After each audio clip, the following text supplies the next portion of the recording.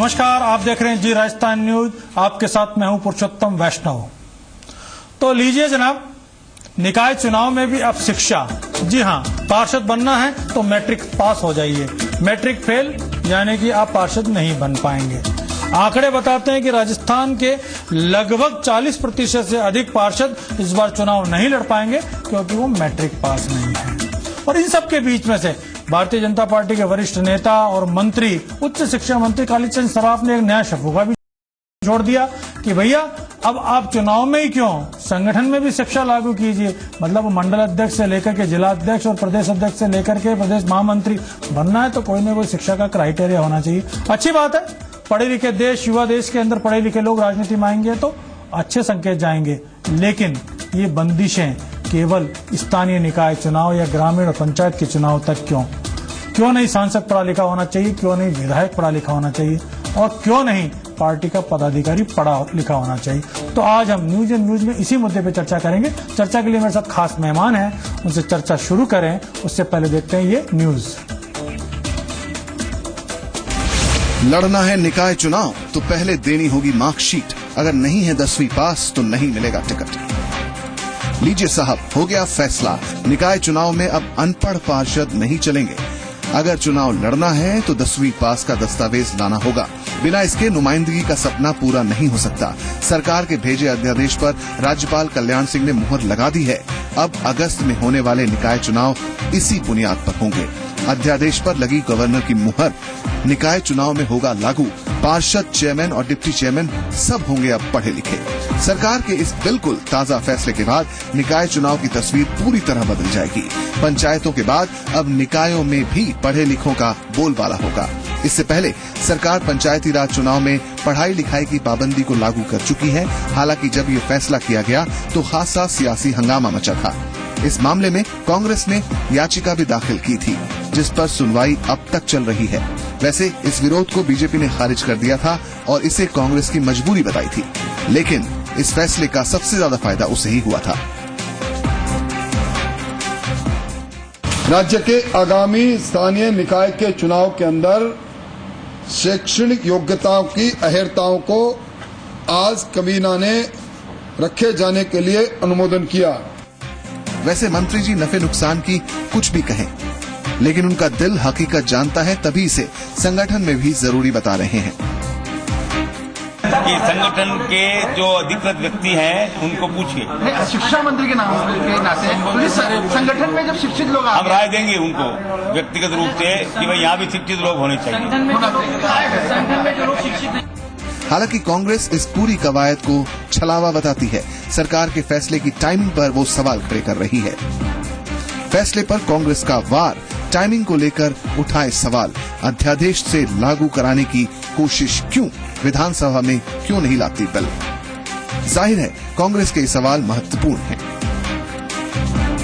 तो जिस प्रकार से सरकार ने कवायद की कि अध्यादेश के माध्यम से स्थानीय निकायों के चुनाव की ठीक घोषणा, तिथि की घोषणा से पहले अध्यादेश लाकर के 10वीं पास की शैक्षणिक बाध्यता को लागू किया है, उससे ऐसा प्रतीत होता है कि सरकार जो है विधानसभा सत्र को आहूत करने के बजाय अध्यादेशों के माध्यम से काम करे। जबकि सच्चाई है कि यदि सरकार की मंशा शुरू से ये थी कि निकाय चुनाव में 10वीं पास की शैक्षणिक योग्यता को लागू किया जाना चाहिए, तो पर्याप्त समय था सरकार के पास कि विधानसभा सत्र को आहूत करती, जनप्रतिनिधियों के बीच में विमर्श होता और जनता की भावना की अभिव्यक्ति वहां होती। वैसे पंचायती राज चुनाव में पढ़ाई लिखाई की पाबंदी ने बैठे बिठाए थानों की मुसीबत बढ़ा दी है। ये भी किसी से छिपा नहीं है। फर्जी मार्कशीट के मामले, पंच और सरपंचों की गिरफ्तारी के लिए पुलिस ने भी अच्छी खासी परेड की है। निकाय चुनाव में ये पाबंदी क्या गुल खिलाएगी, इसके लिए नतीजों का इंतजार करिए। शशि मोहन शर्मा के साथ ब्यूरो रिपोर्ट, सी मीडिया। तो साहब अब पढ़े लिखे पार्षद होंगे, इससे ऐतराज तो किसी को नहीं होगा, लेकिन कुछ सवाल है मेरे जिनका जवाब जानने की कोशिश करेंगे। सवाल एक ही है कि क्या 60 साल में हम लोकतंत्र को इतना मजबूत बना पाए, हमारी बेसिक शिक्षा व्यवस्था को इतना मजबूत बना पाए क्या कि हमारे को पढ़े लिखे लोग, 10वीं पास लोग मिल जाएंगे। दूसरा, जो पंचायत चुनाव में हुआ, सैकड़ों की तादाद में फर्जी डिग्रियां और फर्जी मार्कशीटों के जरिए पंच बने और अब जेलों की हवा खा रहे हैं, कहीं ऐसा तो खेल वापस नहीं होगा। चलिए चर्चा करते हैं। चर्चा के लिए मेरे साथ 4 खास मेहमान हैं। मेरे साथ कांग्रेस पार्टी के विधायक रमेश मीणा जी हैं, मेरे साथ भारतीय जनता पार्टी के वरिष्ठ नेता सुमन शर्मा हैं, मेरे साथ इलेक्शन वॉच के कमल टांक साहब हैं और उसके अलावा मेरे साथ हैं अजमेर के पूर्व मेयर धर्मेंद्र गहलोत साहब। मैं चर्चा की शुरुआत सुमन जी से करना चाहूंगा। सुमन जी, आप तो पार्षद भी रही हैं, नगर निगम की कई कमेटियों के अंदर भी आप रही हैं, पढ़ी लिखी हैं, आपके लिए बड़ा आसान है अपने वार्ड को चलाना। लेकिन कल्पना कीजिए एक ऐसे पार्षद की जो अंगूठा टेकना जानता हो या वो उस फार्म को नहीं पढ़ सकता जिस फार्म के जरिए आम आदमी को उसके जनहित की योजनाएं लागू करनी है, वो सब काम अगर वो नहीं कर सकता हो, उस स्थिति में जो आपकी सरकार का निर्णय है वो तो ठीक लगता है।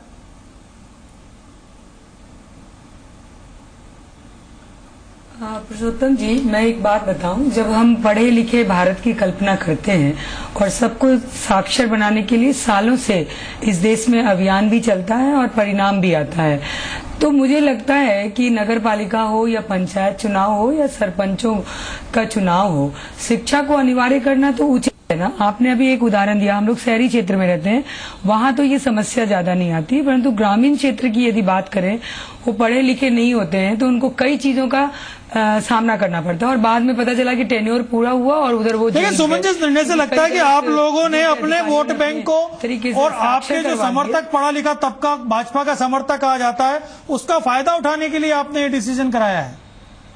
पंचायत चुनाव में भी आपको इसका फायदा मिला, अब यहाँ भी मिलेगा। पढ़ा लिखा तबका गरीब आदमी कांग्रेस के साथ, पढ़ा लिखा अमीर आदमी आपके साथ। देखिए पुरुषोत्तम जी, इसमें डिस्क्रिमिनेशन नहीं होना चाहिए। एजुकेशन में सबका हक है, चाहे वो गांव का हो, चाहे शहर का हो, और चाहे अमीर हो चाहे गरीब हो। शिक्षित होना तो कब से, जब हमारे देश के पहले राष्ट्रपति थे उनका ही आह्वान था कि शिक्षित हो, पूरा देश शिक्षित हो। तो यदि इसमें हमारा वोट तुम्हारा वोट नहीं है, क्या 60 साल में हम कर पाए क्या? जो बहुत पहले मैं एक बार रमेश मीणा जी को जोड़ रहा हूँ, काफी देर होगी, कांग्रेस पार्टी के विधायक हैं, नहीं कर पाए, लेकिन इस कोशिश में हमें मिले तो पढ़े लिखे लोग। इस निर्णय को लेके आपकी पार्टी हालांकि विरोध में रही है, पढ़े लिखों को राजनीति करनी चाहिए, उसको मुद्दे को लेकर के आप लोग सुप्रीम यहाँ पे हाईकोर्ट में भी गए, आज तक मामला पेंडिंग है। इस निर्णय को लेकर के आप शहरी क्षेत्र में तो 10वीं पास आ जाए तो क्या दिक्कत है?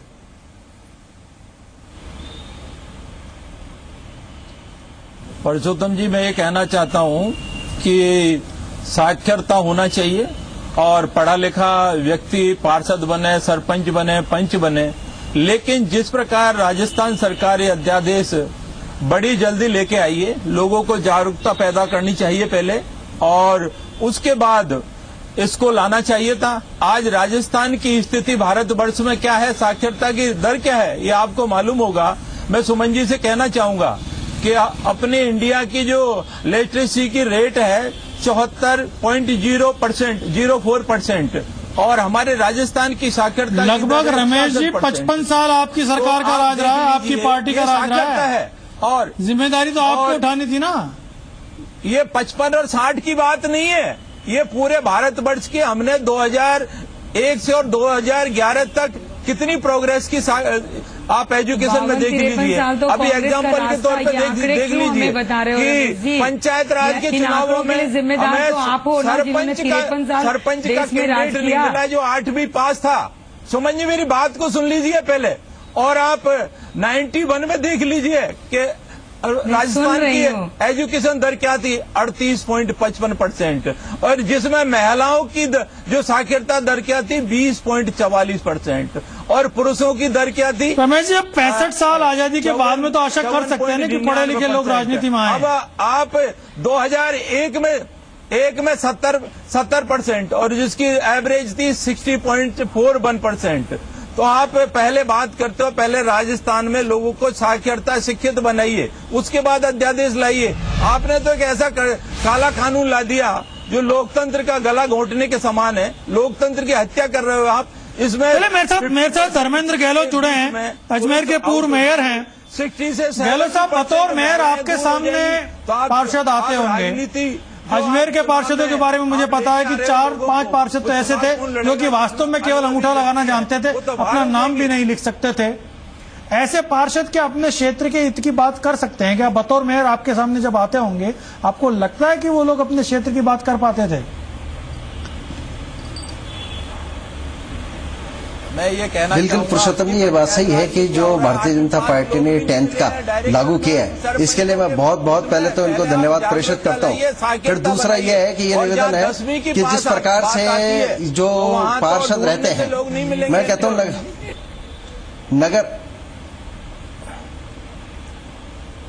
नगर निगम के अंदर आने वाला जो जनप्रतिनिधि है वो सीधा सीधा जनता से जुड़ा रहता है। जो नगर निगम में आने वाला पार्षद है वो सीधा सीधा जनता से जुड़ा रहता है, उसकी समस्याओं से जुड़ा रहता है। यदि उसका जन्म हुआ है किसी के परिवार में तो उसको सर्टिफिकेट बनवाना होता है, सर्टिफिकेट के लिए फॉर्म भरना पड़ता है, तो उसको साक्षर पार्षद की आवश्यकता है।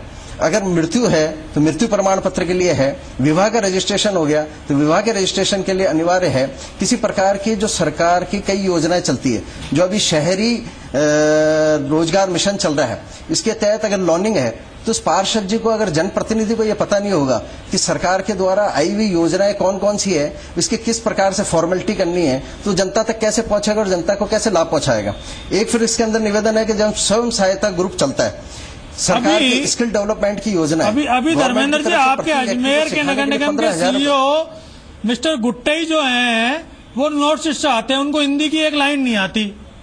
मुझे कोई अजमेर का पार्षद मित्र बता रहा था कि साहब जब उन्होंने सदन में कोई विषय रखा, कुछ कागजात रखे, तो लगभग पूरा सदन एक दूसरे का चेहरा देख रहा था, किसी के समझ में नहीं आई, क्योंकि उन्हें अंग्रेजी समझ में नहीं आती पार्षदों को, और सीईओ साहब को हिंदी समझ में नहीं आती, तो बड़ी अजीब स्थिति बन गई थी।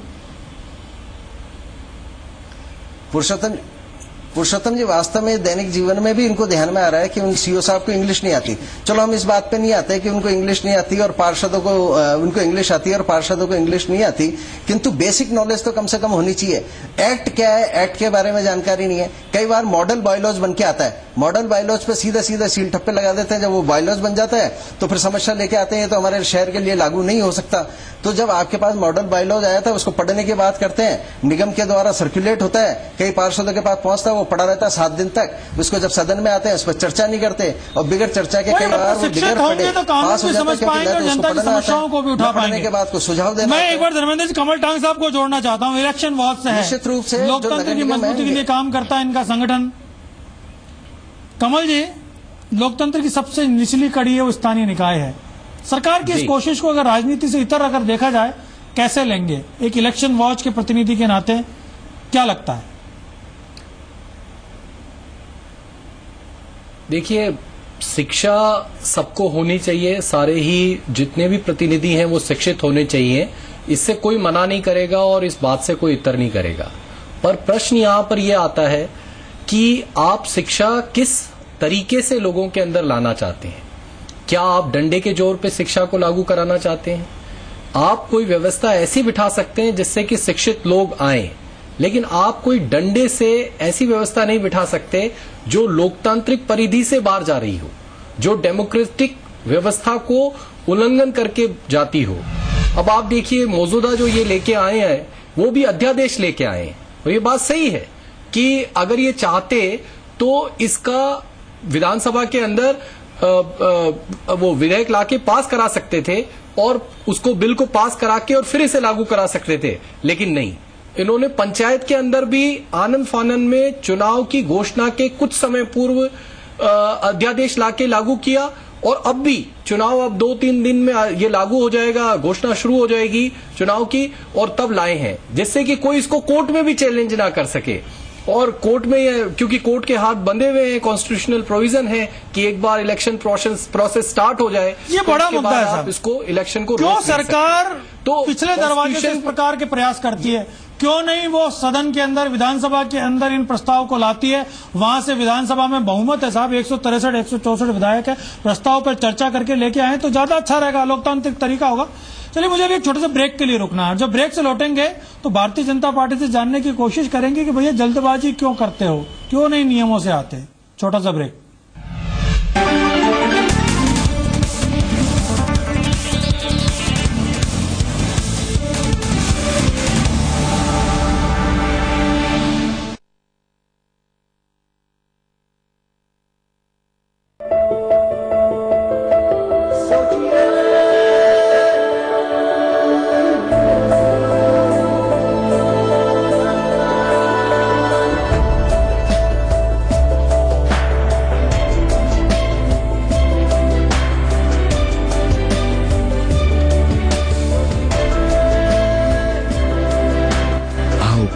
दुनिया को रोशन। सुकैम, एक नई सोच।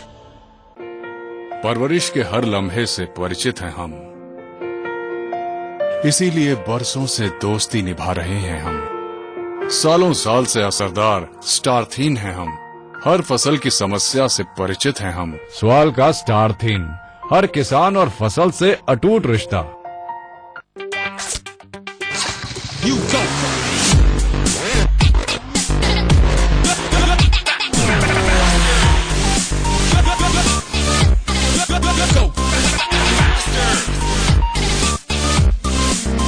For the love of racing, Apache RTR 180.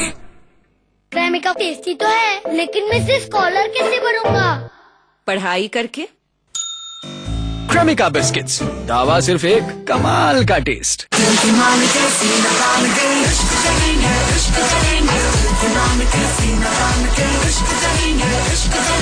हमारी तरह आपसे भी सब इश्क करेंगे जब आपके पास होगी यूबी फेयर क्रीम। सिर्फ रात में एक बार चेहरे पे लगाना और हमारी तरह चमकते रहना। UB fair cream celebrates the release of Bangistan. भाई वो पहली पसंद है ना? पहली पसंद? हाँ भाई पहली पसंद, पहली पसंद। लो जी, कमाल हो गया। पहली पसंद नहीं जानते? ये नहीं, वो पनामा पहली पसंद। ओहो, पनामा पहली पसंद। हाँ अब समझे, पहली पसंद मतलब पनामा।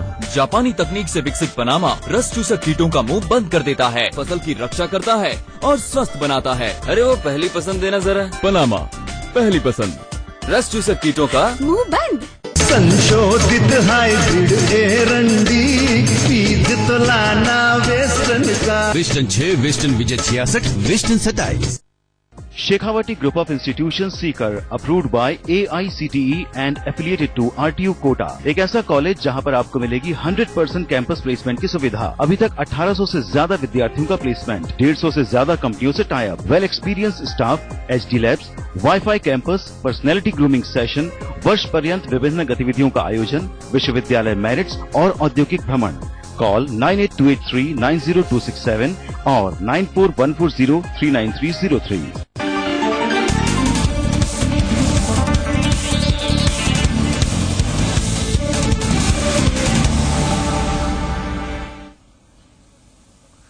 तो सुमन जी, पहली बात तो ये कि पिछले दरवाजे से क्यों ला रहे हो, क्यों अध्यादेश के जरिए आप ये लेकर के आते हो? समय था, समय पहले से पता था कि चुनाव कौन से माह में होने वाला था, हाउस के जरिए आए थे। दूसरा, जो गरीब आदमी पढ़ नहीं पाया आज के 15 साल 20 साल पहले, उसके लोकतांत्रिक अधिकारों को आपने एक अध्यादेश के जरिए खत्म कर दिया कि वो चुनाव नहीं लड़ सकता। इन दोनों चीजों का जवाब तो आपको देना होगा ना साहब। जी पुरुषोत्तम जी, हमारी जिम्मेदारी भी है और देना भी चाहिए हमें जवाब। लेकिन मैं एक बात कहना चाहूंगी कि सब कुछ नियम कायदे से हो, ये अच्छी बात है, लेकिन कोई चीज जो बहुत जरूरी हो जाती है और वो समय पे ही होनी चाहिए। इसलिए हम चोर दरवाजे या पिछले दरवाजे की बात हमारे मित्र लोग कर रहे हैं, इसमें कहीं मंशा हमारी सरकार की भी नहीं गलत है। अगर सबको शिक्षित होना है, सब इनकी भी मर्जी है, कमल जी भी कह रहे हैं, कांग्रेस के लोग भी कह रहे हैं, रमेश जी भी कह रहे हैं, लेकिन इसको ऐसे क्यों ले आए, वैसे क्यों ले आए? मुझे लगता है ये बहस का विषय नहीं था। आज भारत का या राजस्थान का कोई भी ऐसा व्यक्ति नहीं होगा जो ये कहेगा कि नहीं शिक्षा नहीं अलाउ होना चाहिए। गांव के बैठे व्यक्ति से भी आप बातचीत करेंगे तो मुझे नहीं लगता कि आजादी के 60 साल बाद भी आप सर्वे करें। देखा ना पंचायत चुनाव में क्या हुआ, पब्लिक को सैकड़ों की तादाद में सरपंच जेल में है। कई बार आपके इस कंपल्शन के कारण सीधा साधे ग्रामीण को आपने अपराधी बना दिया, सैकड़ों की गरीब किसान को अपराधी बना के जेल भेज दिया। महिला सरपंच मुश्किल से राजनीति में आई थी, जेल जा रही भी तो आए, सैकड़ों लोग शिक्षित भी तो आए। एक पहलू भी पॉजिटिव तो देखिए, सैकड़ों लोग शिक्षित सरपंच भी तो आए। ये भी तो एक कोशिश का फल मिला हमें, और जिनको दंड मिला, जिन्होंने चोरी की या चीटिंग की, वो सजा भी भुगत रहे हैं। आगे लोग ऐसी कोशिश भी नहीं करेंगे जिन्होंने फर्जी डिग्री बनाई। ये सारी चर्चाएं क्रांतिकारी कदम पे, वार्ड पंचों पे, सरपंचों पे सारे नियम लागू कर दिए। इतना शोर नहीं मचा, पढ़ा लिखा होना चाहिए, घर में टॉयलेट होने चाहिए, 3 बच्चे नहीं होने चाहिए, जमाने भर का मैनुअल बना दिया। सांसद और विधायकों पे कोई नियम नहीं है साहब। तो ये गलत है। यहाँ पर लालू यादव जैसे भी बन सकते हैं जिनके 9 बच्चे हैं, और ऐसे लोग भी बन सकते हैं जो कि संसद के हालात हमें पता है कि अंगूठा टेक भी सांसद बन जाता है। सारे नियम पार्षद और वार्ड पंच पे। मैं ये कहना चाहूंगा परसोत्तम जी, मैं ये कहना चाहूंगा कि सबसे अगर नियम लाना है तो लोकसभा में पारित हो। आज हमारे राजस्थान के 5 सांसद जो है ऐसे हैं, वो इस नगर परिषद और पंचायत राज का चुनाव नहीं लड़ सकते। 22 विधायक ऐसे हैं जो 16 विधायक तो 8वीं पास है और 5 विधायक 5वीं पास है और एक ओनली साक्षर है। तो 22 विधायक इस नगर परिषद, नगर निकाय का और पंचायत राज का चुनाव भी नहीं लड़ सकते। तो मैं ये कहना चाहूंगा कि सबसे पहले लोकसभा से स्टार्ट होना चाहिए।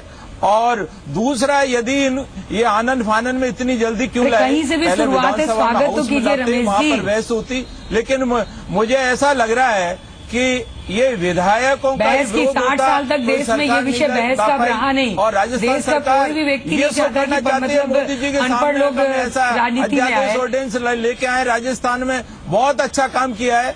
लेकिन मैं सुमन जी आपको एक बताना चाहता हूँ कि मैक्सिमम एक एग्जाम्पल देना चाहता हूँ कि किसी अधिकतम उम्र 45 वर्ष है जो चुनाव लड़ रहा है नगर निकाय का, और उस समय 91 की बात करते हैं तो 38.55% हमारी साक्षरता थी। वो भी साक्षर थे, 40% के आसपास साक्षरता थी, 44% साक्षरती थी। नहीं रमेश जी, मैं ये पूछना चाहती हूँ पुरुषोत्तम जी, ये साक्षरता की जो पाठ हमें पढ़ा रहे हैं, इसके जिम्मेदार कौन है? आज उसको सुधारने की कोशिश करें, उसमें भी रोड़े अटकाने का काम रमेश जी की पार्टी कर रही है। तो ये जो आंकड़े आप बता रहे हो, ये किसको बता रहे हो? मैं एक बार धर्मेंद्र जी को जोड़ना चाहूंगा। धर्मेंद्र जी, ये भी तो सोचो, आपको एडवोकेट भी हो, देश में 53-52 साल शासन राजनीति में भी सक्रिय हो। ये जो निचली इकाई है, ग्राम पंच, ग्राम सरपंच या स्थानीय निकाय का पार्षद, उस पर इतने सारे नियम लागू कर दिए साहब, और सांसद और विधायकों पे कोई नियम नहीं है। 22 तो आज आपका पार्षद का चुनाव नहीं लड़ पाएंगे, 5 सांसद नहीं लड़ पाएंगे। निश्चित रूप से सारी योग्यताएं, सारे क्राइटेरिया पार्षदों पे लागू कर दिए, पंचों पे लागू कर दिए। महिलाओं की जो परसेंटेज जो रेशो रहेगा, धर्मेंद्र जी रहेगा। पुरुषोत्तम जी, ये बात सही है कि बिल्कुल ये जो नियम है, हाँ ये बिल्कुल नियम है, तो लोकसभा के सांसद के लिए भी होना चाहिए और विधायक के लिए भी ये लागू होना चाहिए कि पढ़ाई का, बच्चे का, केस का, इन सब पे ये नियम लागू होने चाहिए, क्योंकि जनप्रतिनिधि वो भी है। किंतु जो कांग्रेस का विरोध है, केवल कांग्रेस इस बात पे विरोध कर रही है कि हम चोर दरवाजे से लिया है, हमने 10th का नियम लागू कर दिया। मैं कांग्रेसी मित्रों से पूछना चाहता हूँ, इतने घबरा क्यों रहे हैं? क्या इनके पास 10वीं पास का जनप्रतिनिधि नहीं है क्या? क्या इन्होंने अभी जो पंचायत राज के चुनाव हुए, क्या इन्होंने किसी वार्ड में चुनाव नहीं लड़ा? क्या इन्होंने सारे चुनाव लड़े? मगर अब क्या है, विरोध के नाम पे विरोध करना है, क्योंकि विरोधी है। इसलिए निश्चित रूप से मेरे को इनका कहना है कि अगर पढ़ी लिखी जब जागे तब सवेरा, जब नियम आ रहा है 10th का, तो निश्चित रूप से लोग जेलों में बंद हैं कि लोकसभा और विधानसभा में होना चाहिए। अब जैसे उदाहरण दे रहे हैं, अब जैसे उदाहरण दे रहे हैं कि सांसद नहीं, अब इतने एक तरफ ये उदाहरण दे रहे हैं कि इतने सांसद, एक तरफ ये उदाहरण दे रहे हैं कि इतने सांसद और विधायक अभी कांग्रेस पार्टी नहीं बन सकते पार्षद। इनसे मैं पूछना चाहता हूँ कि अगर कोई सुधार की प्रक्रिया चल रही है तो किस बात का विरोध है? को शिक्षित देखना चाहती है कि नहीं? पहले कांग्रेस पार्टी ये तो स्पष्ट करे, पिछली दरवाजे और अगली दरवाजे की बात नहीं। पुरुषोत्तम जी, कांग्रेस के मित्र से पूछिए कि वो शिक्षा के विरोध में है क्या? मैं आप लोग से एक विनती चाहता हूँ, आप मेरी बात सुनिए। मेयर साहब, एक तरफ तो ये कह रहे हैं कि शिक्षा होनी चाहिए, दूसरी तरफ ये विरोध कर रहे हैं। पिछला केस हुआ पंचायत के खिलाफ, पंचायत चुनाव में जब ये लेके आए अध्यादेश, तब भी विद्वान न्यायाधीश ने कहा कि नेता को शाना होना चाहिए, नेता को समझदार होना चाहिए, पढ़ा लिखा है या नहीं वो मदद ले सकता है। यहाँ पर सवाल ये आता है कि ये सब होने के बावजूद आपने उन नेताओं को जो लंबे समय से राजनीति के अंदर हैं, अभी देखें आप कि अभी के हालात ये हैं कि 50% जो अभी चुने हुए पार्षद हैं वो लगभग इस चुनाव की प्रक्रिया से बाहर हो जाएंगे। आपने उन्हें समय तक नहीं दिया, वो पढ़ सकते थे, वो डिग्री ले सकते थे, लेकिन आपने एक ही डंडे से आर्टिकल 14 कॉन्स्टिट्यूशन के राइट को भी खत्म कर दिया। और वो सब नेतागण जो लंबे समय से राजनीति कर रहे थे, उन्होंने एक किताबी सर्टिफिकेट नहीं ले रखा था, तो आपने उसको एक ही धक्के से बाहर निकाल दिया। ये बिल्कुल भी लोकतांत्रिक व्यवस्था नहीं है। आपको लोकतांत्रिक प्रक्रिया को साथ में लेते हुए कोई कदम बढ़ाना चाहिए। ये तो एक तरीके की तानाशाही कहलाएगी, तानाशाही नहीं है। सुधारवादी कदम उठाने के लिए अगर और ये क्या आवश्यकता है कि वो जनप्रतिनिधि बने, सरकार को धन्यवाद देती हूँ। एनजीओ के माध्यम से भी अपनी समाज सेवा दे सकता है। आजादी के बाद भी अगर शिक्षित जनप्रतिनिधि नहीं देते हैं, अपनी सरकार को तानाशाही होने पर आप स्वागत करते हैं, तो ये बहुत बड़ी बात है। कोर्ट में जाने वाले हो क्या? लेकिन पंचायत वाले अध्यादेश के खिलाफ गए थे, अब इसके खिलाफ भी आप कोर्ट का दरवाजा खटखटाएंगे? इतने जनप्रतिनिधि क्या है? अगर ये कदम गलत होता तो भारतीय जनता पार्टी के पंचायतों में जीत नहीं होती, हमारे इतने प्रधान इतने सरपंच जीत के नहीं आते। ये कदम सुधारवादी था, देश के राज्य के लोगों ने पसंद किया। लेकिन मुझे ये समझ में नहीं आता है इसमें मैं आपको बता दूं लोग और कांग्रेस जैसे लोग अर्बन एरिया में 24 और उसमें भी जो महिलाएं उनकी जो एजुकेशन साक्षरता है वो 60.3% है। मान लो तो ये महिलाएं इनको यहाँ भी नहीं मिल पाएंगी। और इन्होंने जो काम किया है ST और माइनॉरिटी में सारी आज की जो चर्चा थी और जो आप सारे मेहमानों के व्यूज थे, पढ़ा लिखा नेता होना चाहिए, किसी को ऐतराज नहीं। लोकतंत्र की मजबूती के लिए शिक्षित लोग राजनीति में आए, किसी को ऐतराज नहीं। लेकिन सबको मौका मिले, उससे भी किसी को ऐतराज नहीं। सरकार के इस कदम का इस हद तक स्वागत किया जाना चाहिए कि राजनीति में साफ सुथरे नए लोग आएंगे। लेकिन अगर लोकतंत्र में किसी एक भी व्यक्ति का अगर लोकतांत्रिक अधिकार छिनता है तो वो भी गलत है। आज सारे मेहमान हमारे इस कार्यक्रम में आए, अपने व्यूज रखे, उसके लिए आपका बहुत बहुत धन्यवाद। दर्शकों, आपका भी बहुत बहुत धन्यवाद। आप लोग देखते रहिए जी राजस्थान न्यूज।